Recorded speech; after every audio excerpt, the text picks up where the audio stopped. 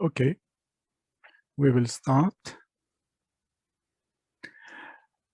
Good morning, everyone, and welcome to the Great Transition. My name is Yasin Sunca, and I'm the moderator of our panel, Internationalism and Struggle in the Middle East.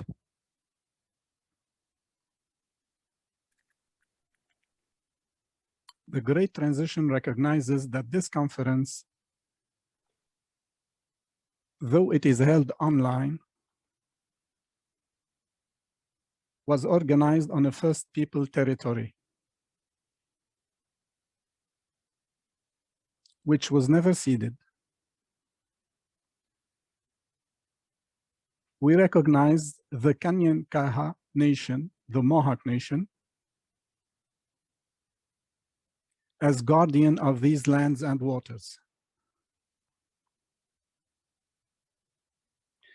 Teotihuacan, Montreal, is historically known to be a place of gathering of many First Nations. Today, we recognize that a necessary effort of decolonization remains to be done.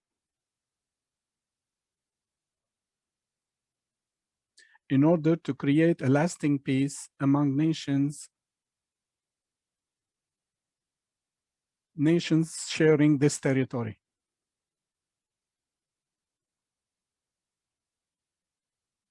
Including reparations and a deep questioning of our institutions and habit.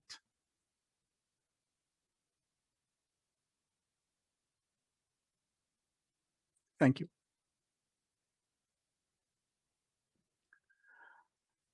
The Middle East has been in the news since news was invented.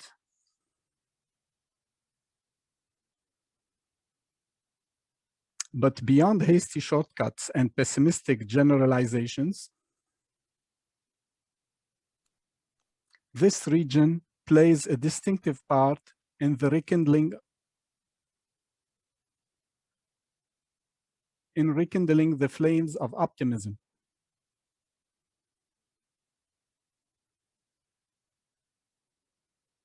The three presentations of today's panel will certainly help us understand what is going on there. So without further ado,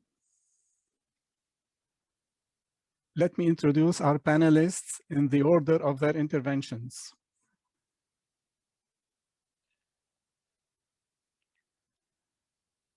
First, we shall start with Mohamed Moulfi.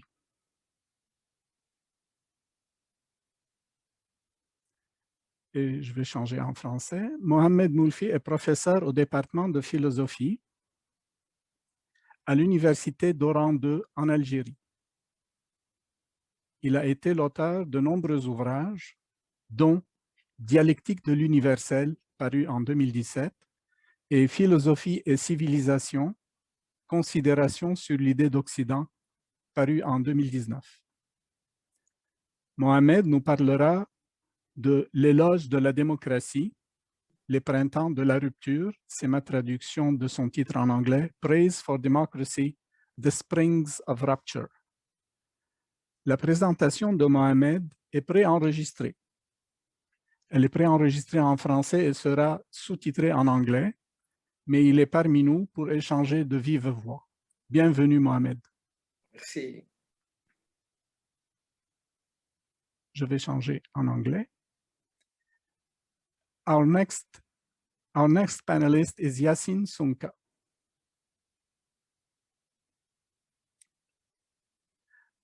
Dr. Yasin Sunca is a postdoctoral research fellow at the Research Training Group in World Politics of Bielefeld University in Germany. He holds a joint PhD degree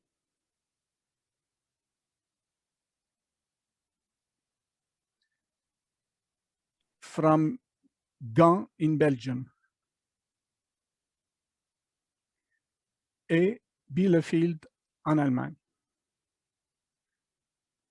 His work is situated at the intersection of international historical sociology, revolutionary politics, decolonial political theory, and conflict analysis and/or transformation, with a geographical focus on West Asia.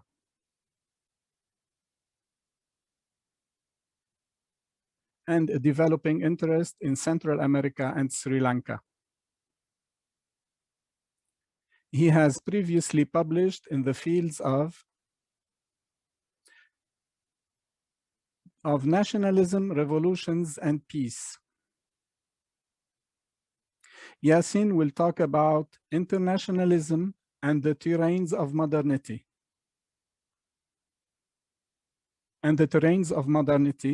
Universality, historicity, territoriality. Welcome, Yasin. Thank you very much. Thanks. Our third panelist is Azat Gundogan.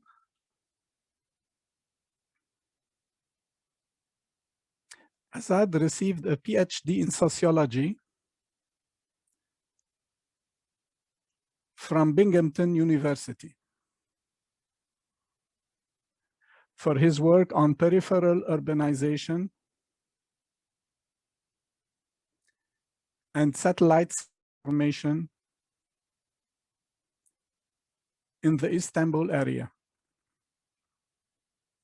His research interests stand at the junction of urban sociology, social movements, Middle East studies, and Kurdish and Turkish studies.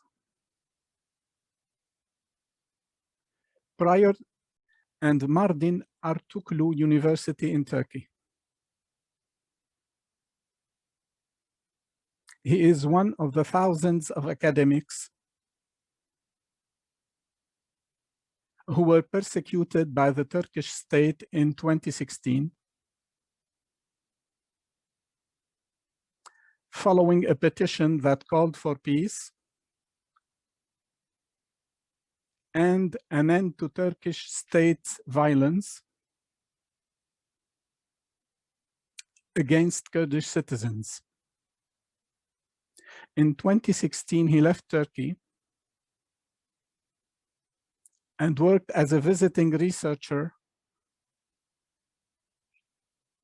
at Cornell University's Mayo Einaudi Center for International Studies. Azat will talk to us about a utopia in the Middle East, the Rojava Revolution invaded. Welcome, Azat. Thank you. Our panelists will have from 12 to 18 minutes for their presentations. Then they will have about 15 minutes to discuss among themselves about their respective presentations.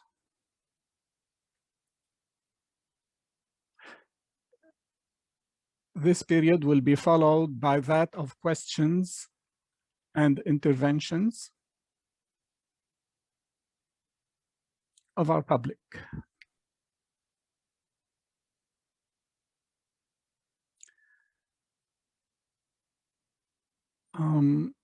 This panel will be translated in French and in English. To choose your language, you can find at the bottom of your screen an icon representing a globe. So you can click on that icon and you can choose your language.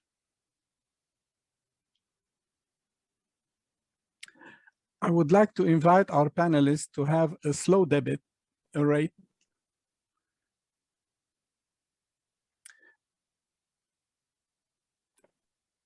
And we invite the public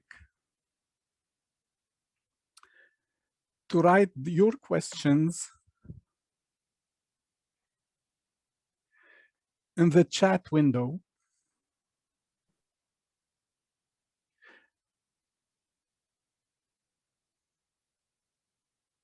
To do so, I invite you to go to look down the bottom of your screen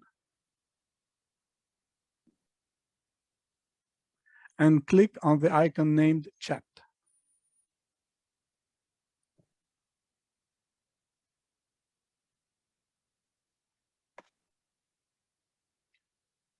Microphones will be open later to allow you to put your questions to our panelists.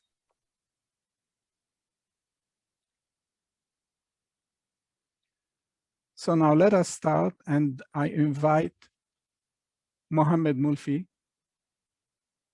Mohamed, it's up to you.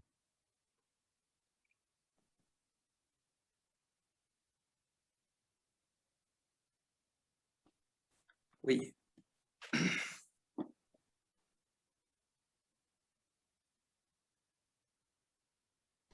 Bonjour. Tout d'abord, j'adresse mes vifs remerciements aux organisateurs du congrès qui, malgré les difficultés inédites dues à la pandémie, réussissent la prouesse de nous réunir.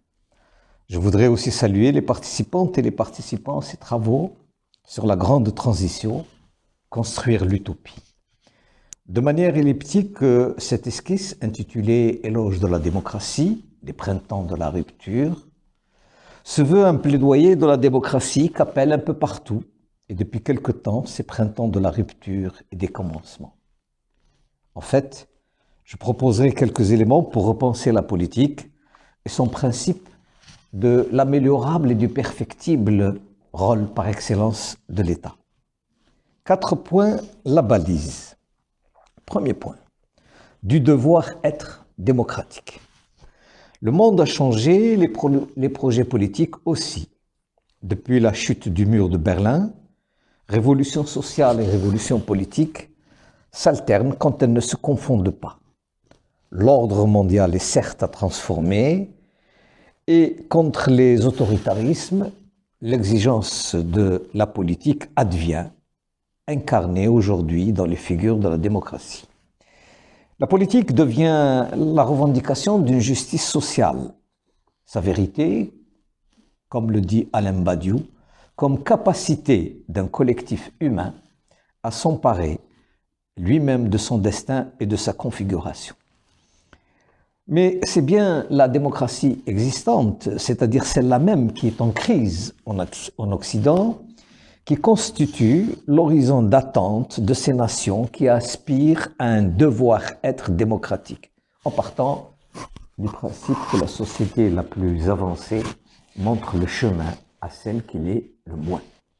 C'est pourquoi, mû par l'élan démocratique et la réalité de la démocratie paradigmatique, pourraient aller surgir de nouvelles utopies, confirmant à leur manière l'universalité du désir démocratique et du droit naturel à la liberté. L'utopie, dit Françoise Proust, c'est ce vœu fou et inconditionné d'en finir une fois pour toutes avec l'injustice présente. N'est-ce pas le sens de ces soulèvements populaires qui partout jaillissent? Aussi s'agit-il de s'interroger aujourd'hui à nouveau frais sur le concept de politique comme émancipation et non plus peut-être comme transformation. Est-ce sans doute le dilemme de l'institution moderne de la démocratie entre citoyenneté opposant une notion universaliste du citoyen avec ses droits de l'homme et une notion matérialiste de droits sociaux d'où procède la distinction de concepts formels de substance et substantiels de liberté et d'égalité. L'arrière-plan de ces réflexions tente une élucidation du regard de ce que devrait être le devenir émancipatoire des sociétés arabes. La situation de décalage est une réalité. Il peut sembler étrange d'articuler des expériences politiques, le projet de société qui les sous-tend, et son contrepoint, l'imaginaire politique, c'est-à-dire l'utopie théorique qui se produit et produit ses effets dans la théorie, et vice-versa. Mettre en évidence le mouvement historique de ces sociétés, nations, partageant naguère une vocation et subissant aujourd'hui un destin, ne va pas sans interpeller quelques notions. Mais on mesure l'inconfort auquel on se confronte en s'installant dans une sémantique finaliste pour évoquer un devenir qui se décline en destinée. Pour être adéquate à l'universel et à l'infini, c'est-à-dire le possible historique, une action doit être portée par la finitude, qui en fait une passion. Le destin est ce que l'homme est, c'est sa propre vie, mais accompagné de quelque chose qui le fait apparaître étranger à lui-même. Pour Hegel, cela pourrait représenter la conscience de soi-même, mais comme d'un ennemi. Le destin apparaît ainsi comme une puissance surnaturelle qui fixe le cours des événements, une force souveraine qui règle d'avance tout ce qui doit être. Quant à la vocation, elle, c'est la destination naturelle de l'homme, en somme, une volonté. Deuxième point, le pouvoir-être démocratique. Le pouvoir-être démocratique est aujourd'hui corrélé au devoir-être démocratique. Il répond à une destinée cosmique qu'incarnent autant de concepts de la problématique de la modernité. Le plus accessible et le plus commun de ces concepts est bien celui de l'état de droit. L'idée antérieure à la formule elle-même caractérise un état qui respecte la loi. Ainsi, selon les contextes locaux, le processus d'intégration à l'ordre du monde impose, peu ou prou, les transformations de l'État en un État démocratique. Aujourd'hui, un principe politico-théorique est désormais partagé. La démocratie est inconcevable sans l'état de droit, corollaire devenu consubstantiel. L'appariement qui en résulte semble amorcer, et c'est cela qui est remarquable parce que c'est nouveau, un devenir de l'État, un passage à l'État politique. Mais n'est-ce pas la démocratie en tant que type de société où s'exprime l'individualité du citoyen qui instaure l'État politique? Cette problématique fonde la séparation de la société civile et l'État. L'État est vis-à-vis du citoyen comme son opposé formel. Il pourrait être, en revanche, par rapport à l'homme privé, son opposé matériel. J'en arrive au troisième point qui concerne les perspectives. L'utopie s'accompagne de l'aspiration au réenchantement qui n'est pas un simple renversement du désenchantement. Le désenchantement du monde inhérent au processus de rationalisation globale sous-tendrait la genèse de l'Occident moderne, la compréhension weberienne des relations entre religion et modernité, est au fondement des deux théories de la sécularisation. L'une insiste sur l'autonomie conquise par la raison profane par rapport à la tutelle à la fois institutionnelle et idéologique exercée par la religion chrétienne. La naissance du monde moderne met en évidence l'émancipation de l'action volontaire des hommes par le biais du contrat social.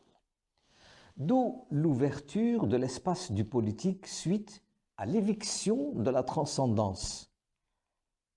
L'autre version, elle souligne au contraire la continuité entre la tradition religieuse en insistant, selon les cas, sur l'unité judéo-chrétienne ou sur le protestantisme et la modernité. Rupture ou continuité donc, tels sont les termes du long débat. Dans La légitimité des temps modernes de Hans Blumenberg, la notion de sécularisation est irrémédiablement liée à la thèse de la dette des modernes envers leur passé religieux. La modernité, loin d'être une version sécularisée de la philosophie des anciens, constitue une philosophie nouvelle. Michel Maffezoli prend le contrepoint de cette perspective et réfute la dialectique du futur, de l'après, de l'horizon radieux et du progrès.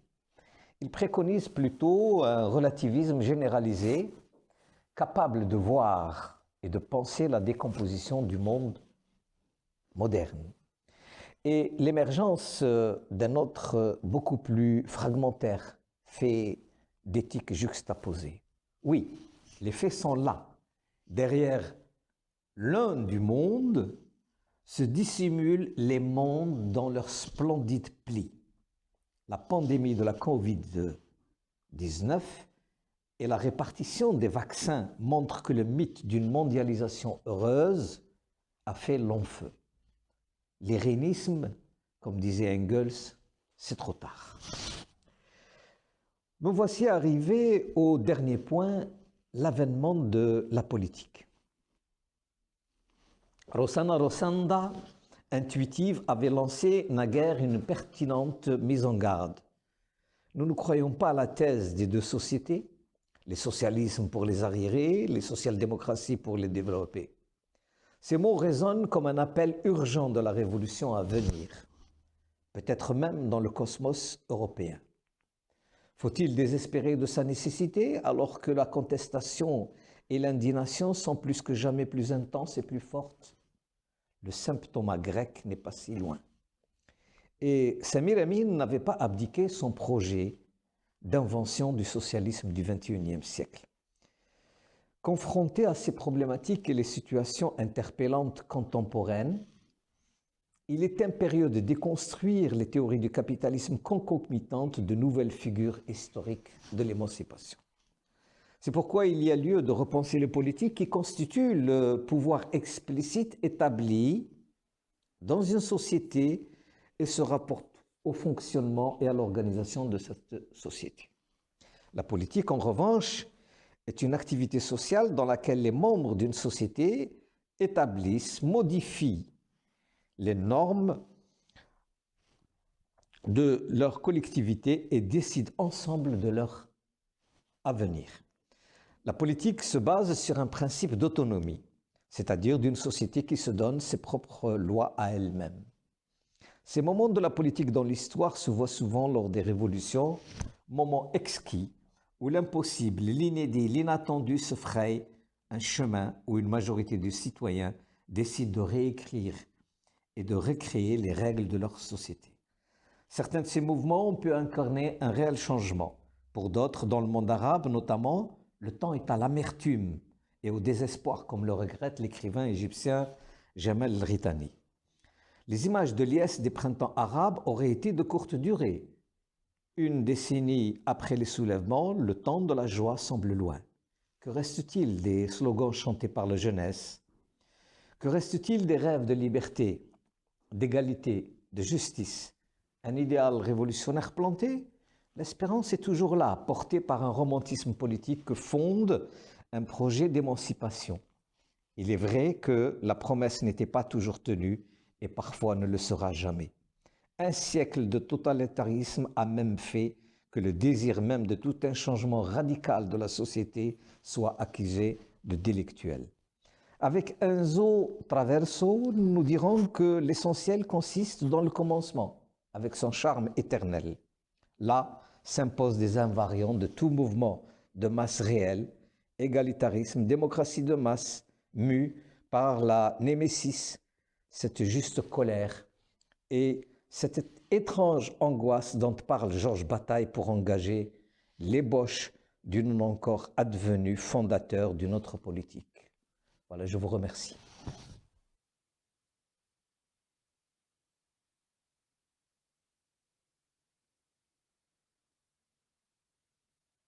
Merci Mohamed pour cette présentation.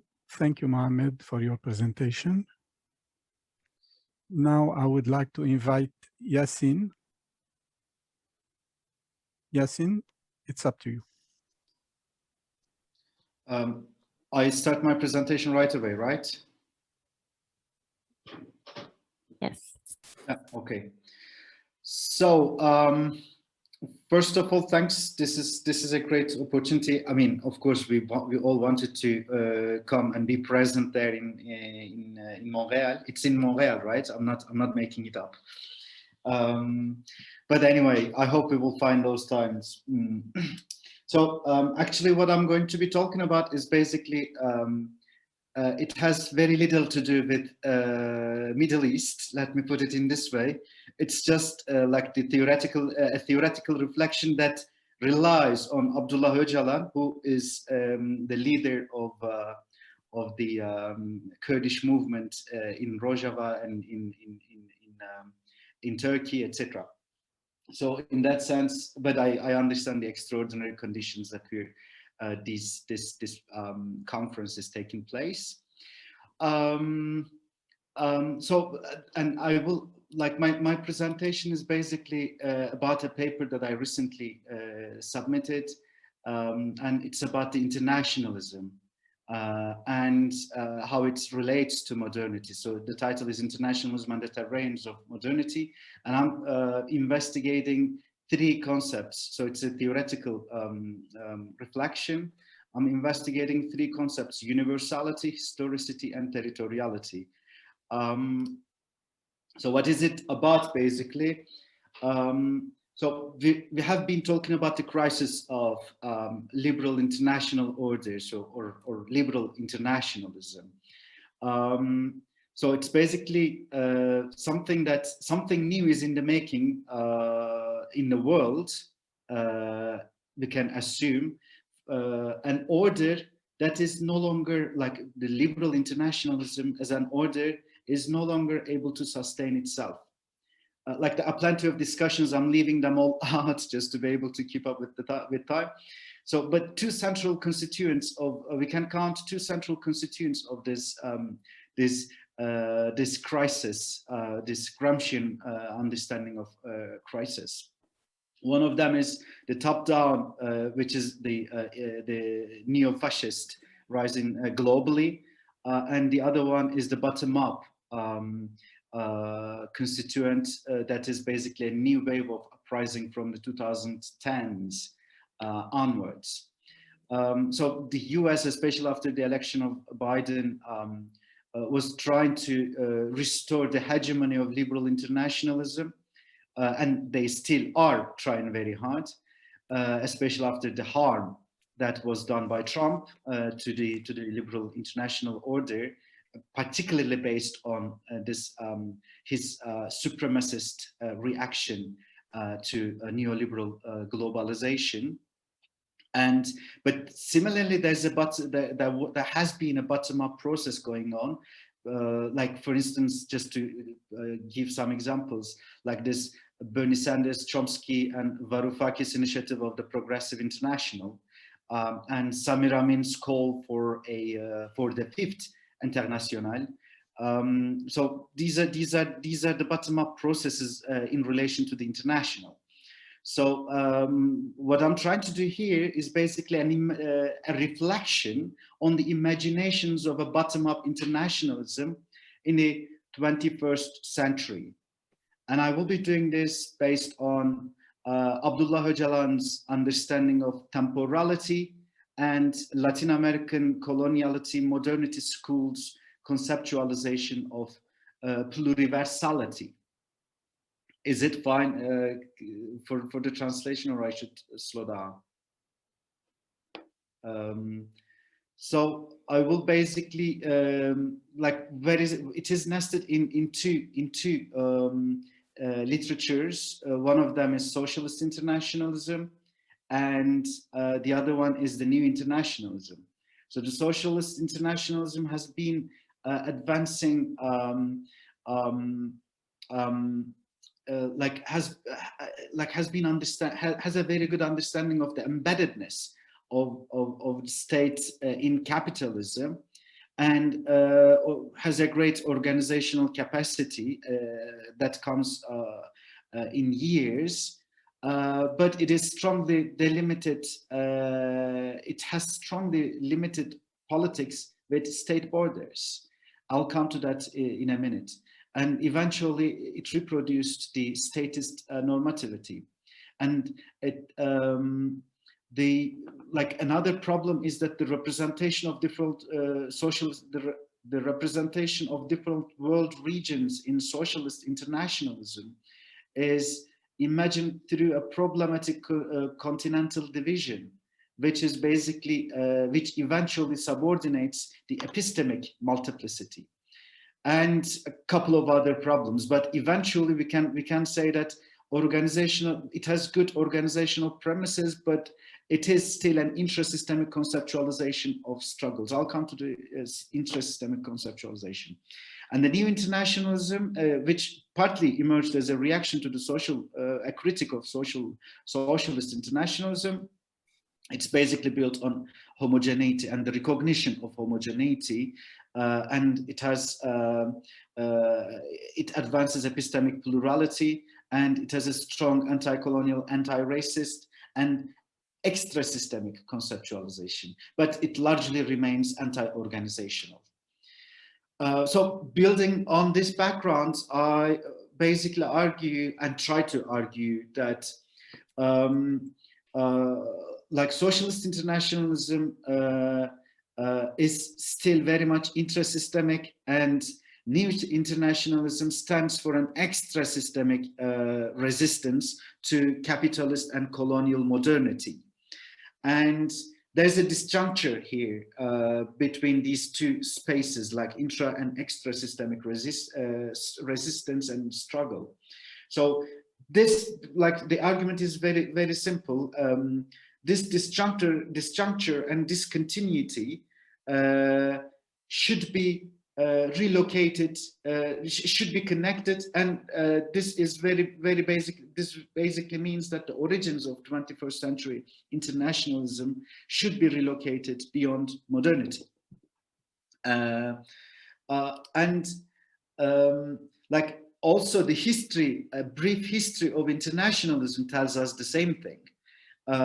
Like I will not go through the entire history of internationalism, but just mention some crucial points, like turning points. Like first of all, like one of the main issues of internationalism in its first years was the disconnection or the problem or incompatibility, if you like, between revolutionary internationalism and national liberation. And we can exemplify this from Rosa Luxemburg's engagement with national liberation and the right to self-determination, and also Austro-Marxists' debates with Lenin, etc. So the question of, there was also the question of racism, colonialism, and nationalism at the same time at that period. And basically nationalism and nation state was advanced as a response to get rid of, or to liberate peoples from racism, colonialism, and nationalism, and eventually capitalist and colonial modernity. But of course, that was also a problematic issue that it reproduced basically statist normativity, like nation statist normativity. And then comes Cold War, like everything is related to, then everything is related to the division of two blocks and their internal and external politics, etc. But then global 68 movement starts, and it is basically against the failure of state-dependent liberations, like real socialism, like materialized socialism, social democracy, national liberation forms of liberation. And then eventually, like I'm speaking very quick, skipping very quickly, but eventually we've got world and regional social forums where internationalism was represented in some forms. And then that was basically came to a critical juncture where some division lines emerged, thematically, organizationally, and goal-related divisions emerged. And that was basically, thematically, it was identity versus interest-based movements, identity being, for instance, national liberation movements, interest meaning trade unions, for instance. Organizationally, horizontal versus vertical modes or methods of organizing complexity. And then goal-related, just to put two very, very representative concepts, bringing capitalism down versus multiplying the sources of resistance, or coming up with different proposals. So this history basically also show that the harm done by Eurocentric subjugation of epistemic plurality divides struggles, and that's why they require to be interconnected. And there comes my intervention, like my contribution to this debate, which is basically building on Abdullah Öcalan and coloniality, the coloniality modernity school in Latin America. So why it is important? It's basically like why Öcalan and coloniality modernity. It's related to Rojava Revolution and Zapatista movements. Like Öcalan is the leading figure and theoretical mind of the idea of democratic confederalism, and a coloniality modernity school's premises greatly reflects or correlates rather to the correlates with the Zapatistas.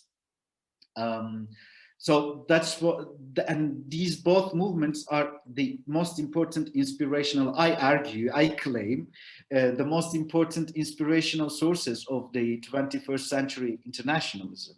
And that's why the praxis-based reflections of these movements should be and are essential to the 21st century internationalism. So how to connect these extra and intrasystemic spaces of resistance, which we defined as one of the central problems.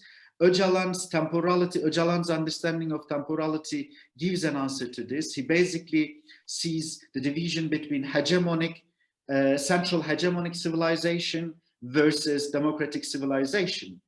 And the expansion of central hegemonic civilization is always confronted by democratic forces, and therefore there's the resistance to hegemony is also constitutive of the international and of the global relations.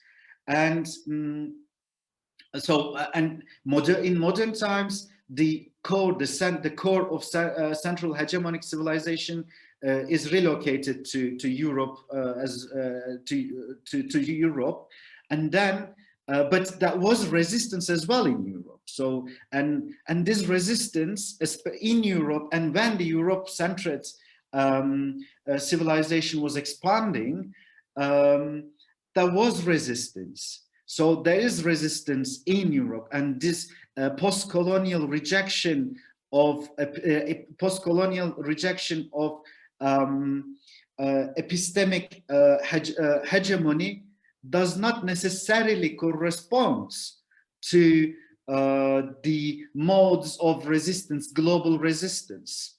But Öcalan's problem is that he's less considerate about the epistemic plurality. So there comes coloniality modernity school.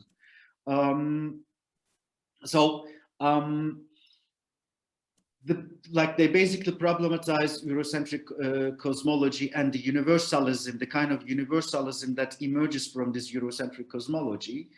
And then they also problematize coloniality of the power and of the knowledge, and put this in the center of, in the very center of hierarchical world order. And then to confront this hierarchical world order, this school advances epistemic plurality and the autonomy of struggles. So there's this understanding, I don't remember the name of the author, but there's this understanding of pensamiento proprio, so a thought of one's own, which is in the center of decolonial thinking. And this going beyond Eurocentric universalism under these conditions requires decolonization. And this is a precondition for the 21st century internationalism. There's no escaping from this. And also, because this coloniality modernity school recognizes the hierarchical order, the global hierarchical order, interconnects and it tries to interconnect different pensamiento proprio, so authentic knowledge, and recognizes the necessity of struggles for decolonization, and goes beyond formal decolonization, meaning the decolonization of administrations. Their premises propose something new in terms of 21st century internationalism. Last point about territoriality. Basically, like especially a post-colonial critic, some part of post-colonial critic, and socialist internationalism, perhaps except for anarchist and feminist, socialist feminist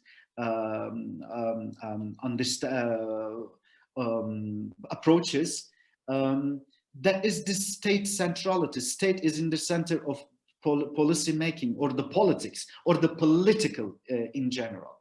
But Öcalan's intervention is, Öcalan sees that, problematizes nation states to the toes. Because there's this enforced hegemonization, homogenization of society as an, and this is an intervention in the nature of societies, of the social, if you like. And then it becomes the incarceration of polity into state mechanisms. And coloniality modernity school's reflection on the nation as a modern social formation, once again emphasizes on enforced homogenization. And then comes another point here that they see, especially against Anderson's conceptualization of imagined communities, they see this community as, this imagined community, as a Eurocentric imagination. And then the common conclusion that both schools are coming is basically that nation and nation state are enforced models, and themselves, the nation and nation state themselves are social and institutional mechanisms of domination, and they foreclose or they preclude other social and institutional possibilities, so and imaginations. And that's why anti-national, both territorially, socially, and institutionally, anti-national thinking is indispensable in imagining the 21st century internationalism. So just to conclude, to wrap up, Öcalan basically tries to connect intrasystemic space and resistance, meaning for instance, the one that is going on in Europe, for instance, like, let's say,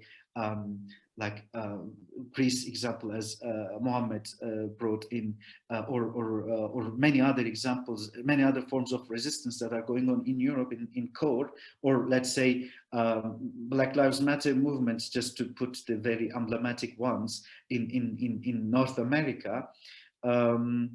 So these are forms of resistance, and they cannot be excluded. They should not be excluded, unlike some post-colonial thinkers' thoughts. And this should be connected with extra-systemic terrains of resistance. And then coloniality, modernity schools understanding is basically a pluralization of universality by interconnecting autonomous struggles beyond colonial modernity and Eurocentric universalism.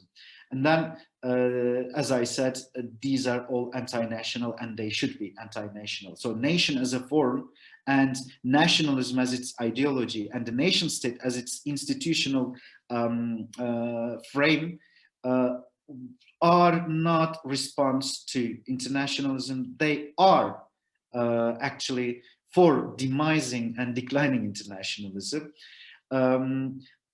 Building on all of these understanding, and new internationalism in the 21st century can become possible and imaginable. Thank you.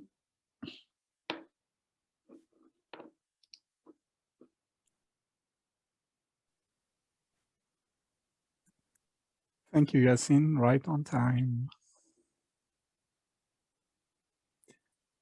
Now I would like to invite Azat to speak to us. So Azat, it's up to you. Thank you. Let me share my screen.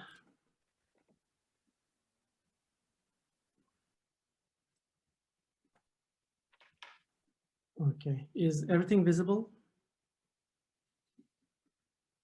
Okay, that's great. All right. Doctors Moulfi and Sunca's presentations nicely complement what I'm going to talk about in my presentation, because it feels like the common denominator of our discussion would be the notion of nation state, its parameters, its limitations, as well as the challenges it poses for the bottom-up democratic movements. My presentation's main aim is to invite all of you to reclaim the meaning of utopia by way of looking at the Rojava Revolution. As such, I would like to make a case about Rojava being the most recent example of utopianism, which should be cherished and defended. The modern state system in the Middle East is a product of the dissolution of the Ottoman Empire in the aftermath of World War I. But the Kurds of this region, amidst war, devastation, and occupation, have consciously set out to establish a political system that is centered around communal values. And it is called democratic confederalism, a social, political, and economic model of self-administration of different peoples, cultures, and pioneered by women and the youth. And it attempts to practically express the people's will by viewing democracy as a method rather than an aim in itself. And it is democracy without the state. But there's an uncanny point here. We are talking about a stateless people refusing to form a state in a world that has been defined by nation states. Kurds are the biggest ethnic group in the world or in the Middle East without a state of their own. And this statement has long constituted the opening sentence of any book, textbook, or article written on any aspect of the Kurdish society and culture in the Middle East. In a way, the statement refers to a reality, right? That Kurds have not had an independent state of their own, except for a brief experience with the Mahabad Kurdish Republic in Iran, which lasted only 1 year in the late 1940s. And at the same time, however, this state of statelessness, and in relation to this, the question of nationality had constituted the major prism through which scholars wrote and talked about Kurds and their history. And in these accounts, Kurdish identity was described mostly in relation to a lack of emergence of or development of Kurdish national identity, kind of homo nationalismus. For one, self-determination becomes an existential issue in a nation-state system. One's individuality, identity, culture, language, life chances, and more importantly, very survival of people all depend on self-determination, as the current refugee crisis has shown us. Second is the question of the form of self-determination. On the one hand, Kurds have all the right to form their own nation state as a distinct nation in the Middle East. On the other hand, wouldn't a nation state be to repeat all the problems of nation state building, such as assimilation, war making, intense bureaucratization, and monopolized violence? History tells us that even the most persecuted minorities became the persecutors of other peoples when they managed to form their own nation states. Nation states also need to facilitate the penetration of global capitalism if they want to get a share of the global economy at the expense of opening their economies to national and global corporations. So they can exploit labor force and natural resources of their country. Therefore, we need to turn our faces to other alternatives, perhaps some radical ways of self-determination, sovereignty, and autonomy beyond nation state. Is that even possible to go beyond nation state and nationalism? If so, how? I think, and in parallel to what Dr. Sunca said, Kurds have an answer to that. And finally, Kurds in Syria have been recently portrayed as betrayed victims, brave fighters or loyal partners on the ground who have courageously fought the evil so European people could sleep in peace, right? Not that these depictions are totally wrong, but they are incomplete and extremely instrumental. They imply that other peoples are valuable to us as long as they prove their benefit and deserve our help. I think this is problematic. And there's more than alliance that Rojava and Kurds can show the European societies. And there's more to defend in Rojava. It is a more solid political project, perhaps a utopia, which offers hope and possibility of a stateless, multicultural, pluralist, ecological social order, perhaps an internationalist order, right? All those things a person can imagine for a better world than what we have currently.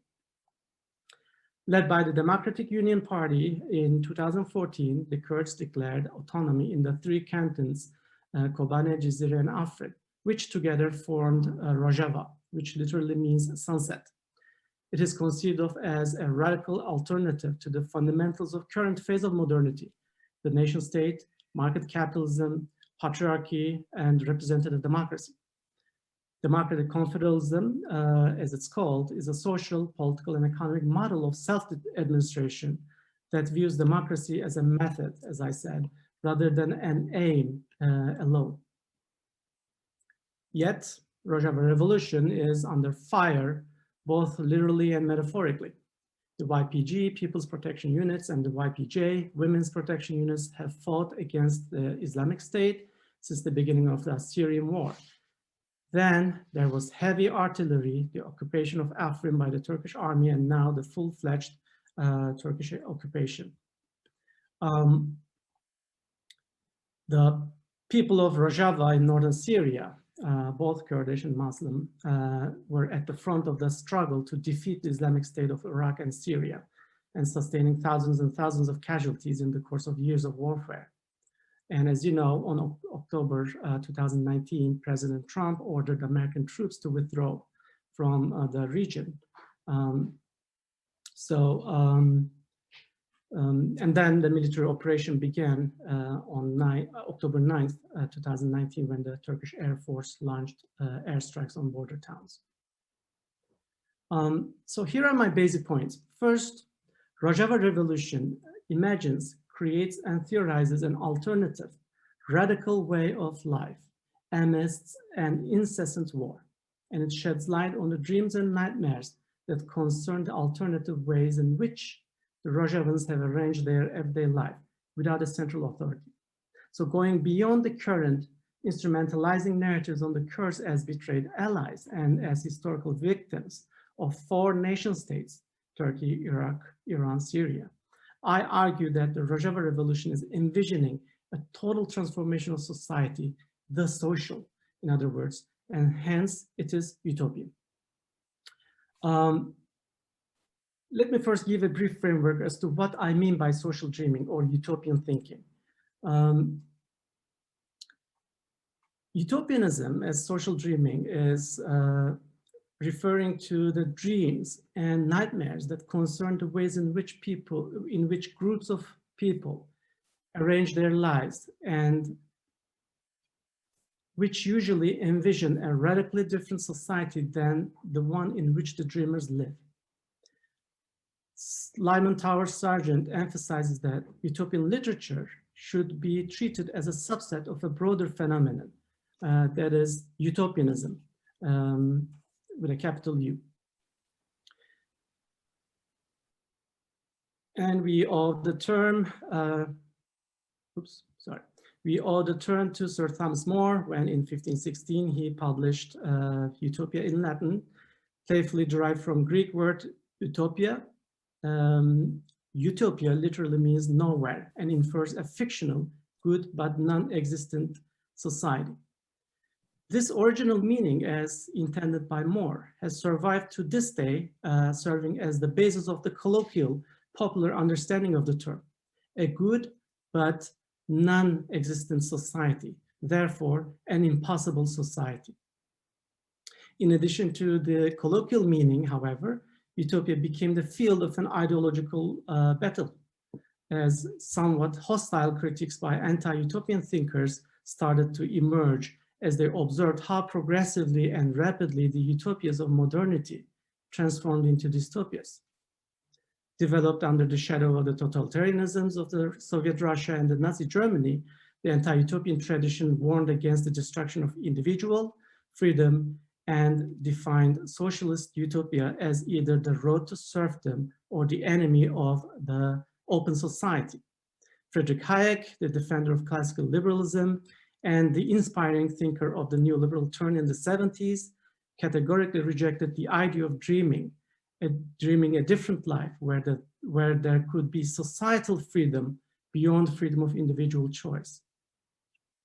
And in his The Open Society and Its Enemies, Karl Popper rejected the utopian approach to government by stating that the utopian attempt to realize an ideal state using a blueprint of society as a whole is one which demands a strong centralized rule of a few and which is therefore likely to lead to a dictatorship. Exponents of anti-utopianism suggest that utopia will bring about authoritarianism and an end to politics, right? And this fear of end of politics, individual liberty and choice stems from a mistaken association between utopianism and perfection. Similarly, and with respect to the colloquial and anti-utopian understanding, Levitas detects an illusion between perfection and impossibility, which eventually serves to invalidate all attempts at change, reinforcing the claim that there is no alternative and sustaining the status quo. It is this type of illusion I find parallelism with in the critiques to Rojava Revolution, for they tend to obliterate the historical importance of this experience of direct democracy in high times of neoliberalism and war making in the region. My aim in this article or presentation is less to discuss what constitutes the utopia specifically, but illustrated through an account of Rojava. So utopia has two inherent activities embedded. Utopia is problematic and which offers a critical comparison between what is and what could be, and utopia as production. which means utopia is a catalyst, a product that inspires people to see beyond what is. Utopianism is a vital process of seeking better, but not a perfect world. Utopia is not closed or static, as the anti-utopians claim. Rather, it is a radical provocation towards that which is not yet lived. Utopianism is a totalizing way of looking at the world, on how any society can be reconfigured, which means that the entire system should be considered in all its interlocking parts. And utopia as is, or defined as such, is inspiring and empowering. And I believe we see all these utopian elements or utopianism as defined as such in Rojava.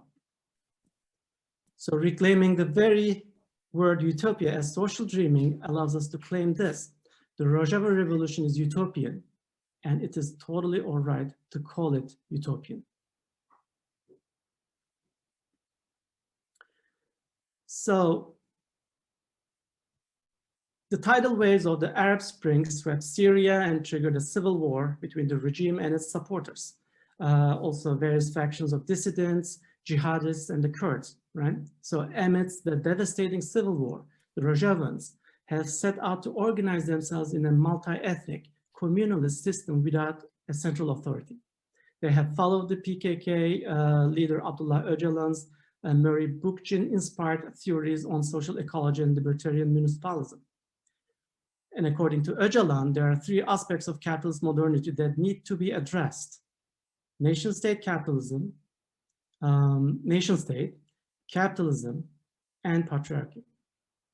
Industrialism has destroyed the environment, nuclear family has oppressed women, and positivist thinking has suppressed millennia-old knowledge accumulated by humanity, and laws and governance based on positivist rationality gave way to oppression of people. Therefore, equity, justice, democracy, ecologism, and truth are only possible through a model that promotes ecological values, freedom of women, and grassroots democracy, or decentralized decision-making. So his model of democratic autonomy is aimed at providing a social order which would solve the ills that emerged from these three pillars of modernity. His model of democratic confederalism is based on 5 principles: the right to self-determination, non-statist democracy, grassroots participation, limiting higher levels to coordinating and implementing decisions made from below, and anti-nationalism. According to Said, the last 2 of the principles of democratic confederalism conflate general objectives with the specificities of the Middle East context, where it is deemed that grassroots democracy is the only approach that can cope with diverse ethnic and religious groups and class differences. Therefore, the Rojavans devised a constitution organizing social and political life around the principles of decentralized grassroots decision-making in local councils, gender equity, environmentalism, and ethnic, religious, and political pluralism. These principles eventually would bring about a social order based on self-defense of the individual and society, or the social, against institutionalized power in any form, not only the state and the market, but patriarchy as well, or family. And how do they do that? The system places democratic autonomy at its heart. People organize themselves directly in the form of communes and create councils. In Rojava, this process is facilitated by TEVDEM, the Movement for Democratic Society. And the commune is made up of consciously self-organized neighborhood and constitutes the most essential and radical aspect of the democratic practice. So it has committees working on different issues like peace and justice, economy, safety, education, women, youth, and social services. Basically, the most important bodies of democratic autonomy are the communes, councils and commissions. And of course, there are some other structures actually. This other formation, political and military formation, coordinates and mobilizes people in the grassroots and carries the connection to parliament. TERRITORIALITY, as I just said, the Movement for a Democratic Society, which is in coalition with PYD and Syriac Union Party and their military wings. So through this military wing, TERRITORIALITY is in military alliance with various forces. And also gender discrimination, according to Öcalan, is the first step of slavery and other forms of enslavement, and Bookchin inspired point. Also, ecological concerns are given somewhat secondary importance in Rojava, but ecological vitality is part of democratic autonomy as well. So the whole decentralized politics go hand in hand with empowerment of women and ecological thinking. So critics give credit to the Rojava laboratory that is indeed innovative, but they nevertheless define the Rojavan Charter of Social Contract utopian and imply that confederalism is false hope, quote unquote. Furthermore, guided by the principles of objectivism, journalists and think tank researchers have highlighted the perils and problems of the revolution. Yet they tend to neglect the ideological vision and promise of the experience and the fact that the revolution has to defend both the very existence of the locals under war conditions and the revolution itself. So they called PYD authoritarian, the revolution an implicit project of the PKK, and undermined its radical discourse by portraying it as a technical matter of governance. Also, they based the allure of communalism on the inherent nationalism, which the Kurdish liberation movement has in fact been critiquing for decades. So, and these criticisms, reservations, doubts, and cynicisms, reflecting many different epistemological and ontological positions, are neither unexpected nor totally useless, because one can be easily absorbed into this mesmerizing idea of a stateless social life in real time. Yet, they do not spoil the transcendental features, perhaps internationalist or universal features, if I may say so, and utopian propensities, definitely, of Rojava Revolution, which imagines, creates, and theorizes an alternative, radical way of life, here and now. So I suggest that these accounts ignore the element of hope and the social possibility of the revolution, as many accounts, sympathetic and skeptic, from the ground, witness real-life experimentation by the locals. Nevertheless, caution is in order. The practical realization is the fundamental peril of any utopia, because utopia is first and foremost a social space, parameters of which are determined by both education and discipline of desire and hope. Desires and hope of the citizens or the society. This is where the critics and skeptics pierce the Rojava experience with their focus on organizational structure of PKK and PYD. Reading political movements and experiments through the lens of utopianism, however, allows us to go beyond the significance of the alternative forms they take and the ways in which they transform the local situations, but underline that they stand as an emblem of possibility. And this in turn is helpful in countering the escapism critique attached in anti-utopian accounts. Let me conclude by mentioning the dialectics inherent in utopian models, namely between the discipline and dreaming, between the order and struggle, or as David Harvey once stated, dialectic of free play of the imagination and authoritarianism. Rojava Revolution is not free of its own demons. It both fights against the dystopian ISIS and nation states surrounding it, and struggles against accumulation of power and creation of state-like formations during the materialization of its imagined order. So the self-reflexive, self-questioning, and self-defending impetus of the Rojavans are the most hopeful and inspiring part of the process of this utopia. Therefore, I guess Turkey's invasion of Rojava will likely annihilate this radical experiment in self-government and is unlike anything we have seen in the Middle East. Because Syria's president, Bashar al-Assad, is an authoritarian leader who has ruthlessly crushed his opponents in the country's 9-year-old civil war. Egypt has a military government. Saudi Arabia has a king. Turkey has an authoritarian president.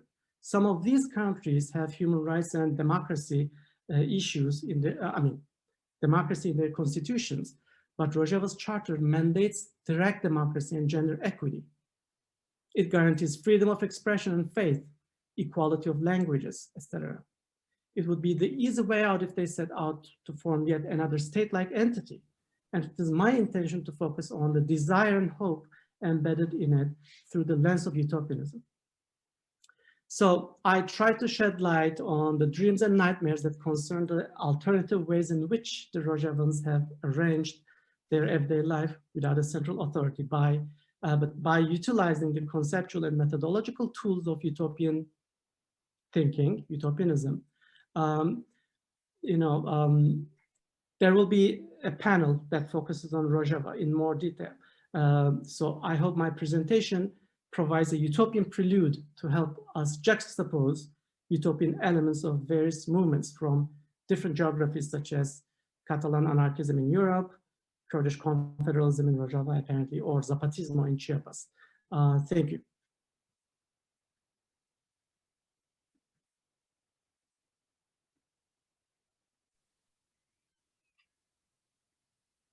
Thank you, Azat. So now we will have a very short period of exchange between our three panelists.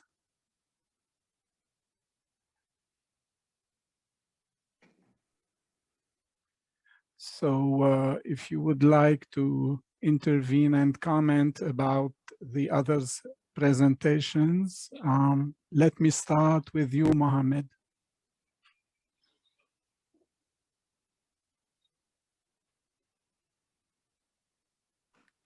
Vous voulez que j'intervienne Oui, début? yes, if you want Oui, a je voudrais question, faire, a comment.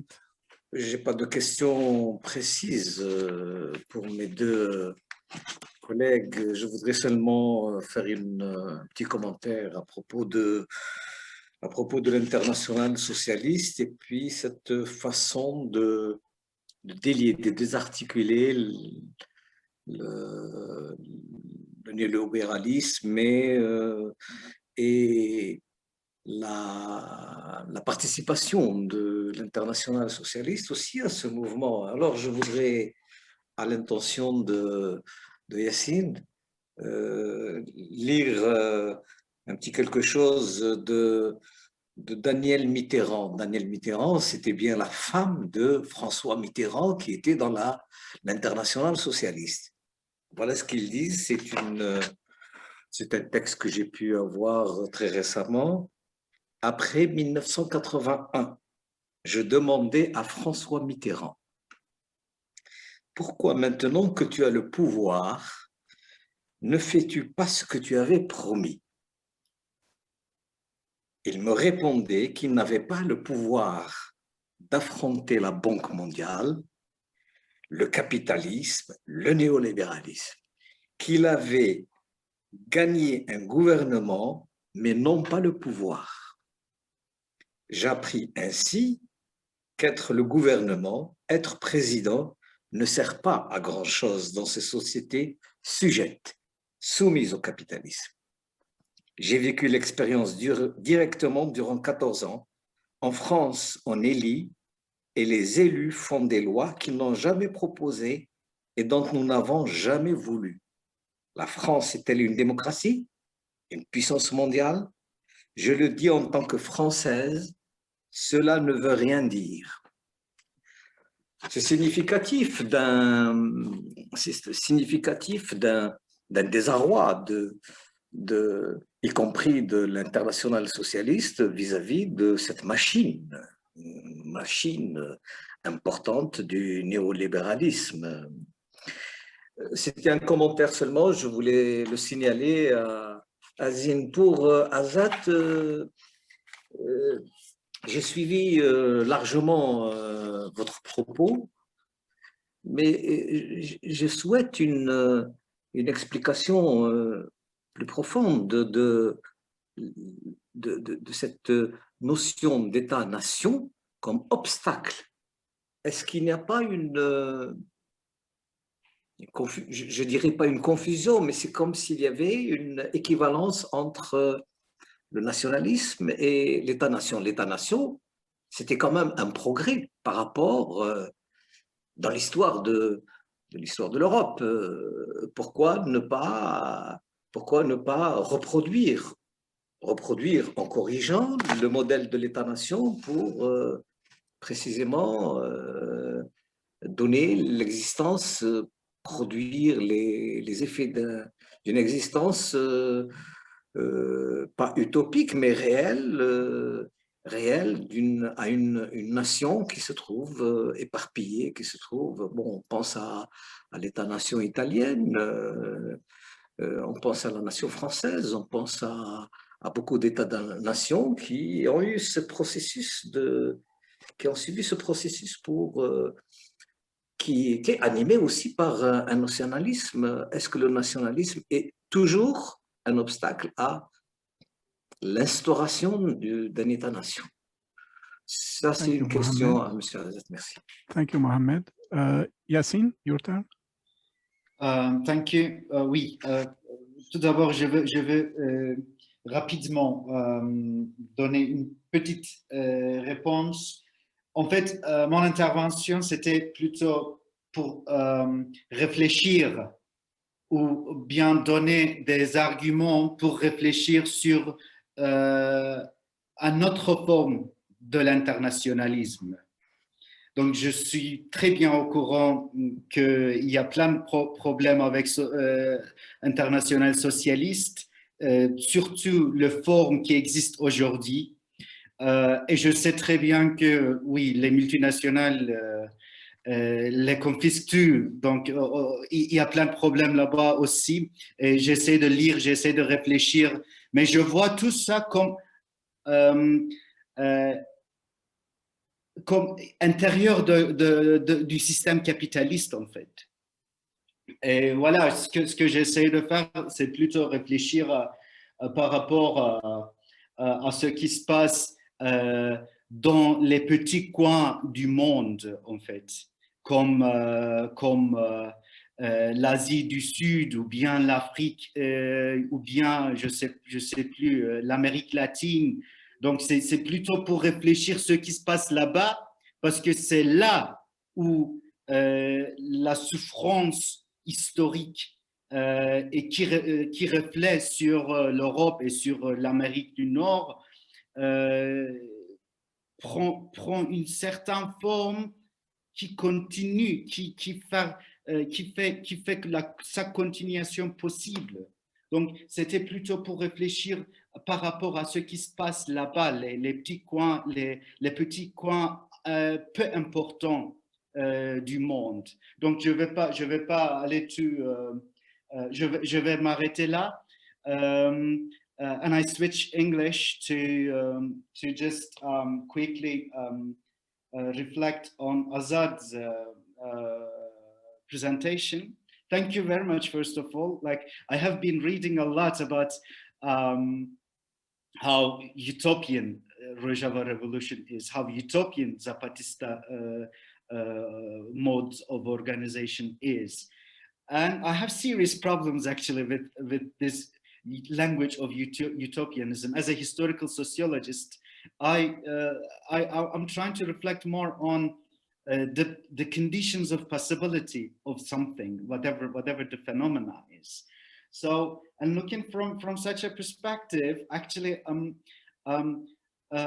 there's always this utopianist language, both from within revolution and without the revolution. And this is not necessarily speaking to or reflecting the historical conditions of possibility of this revolution. For instance, like we have been talking about a nation without a state And this is a condition of at least 100 years, right? And we have been talking about the transformation of an organization, of originally a national liberation movement into a radical democratic or democratic confederalist movement. So all these transformations are the conditions of possibility. And I'm strongly questioning to what extent this actually is utopian. And one more question and one more reflection on same matter, and then I stop. Like when we put too much emphasis on Bookchin, particularly Bookchin, because this is a colonial, like not colonial, but this is a Eurocentric or West-centric thinking about Rojava Revolution, because the lens that were used to perceive Rojava Revolution was mostly those of Bookchinists, if you like.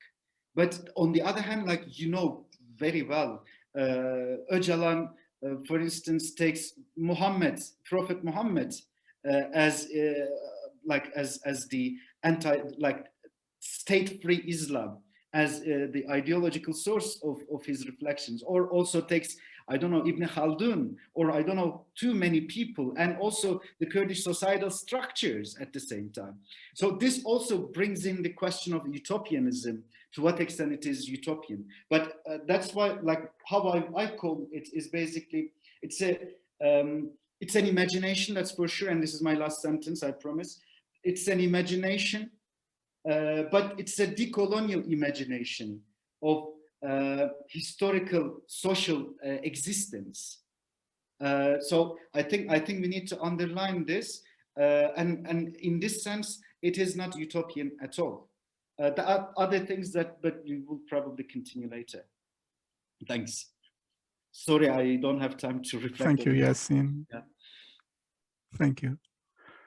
Yes, we're running short on time, so please, Azat, I will give you 3 minutes in order to free our translators. Otherwise, we would have continued our discussion. Sure. So, Azat, to you. Yes, and I really appreciate our interpreters' wonderful interpretation. Thank you so much.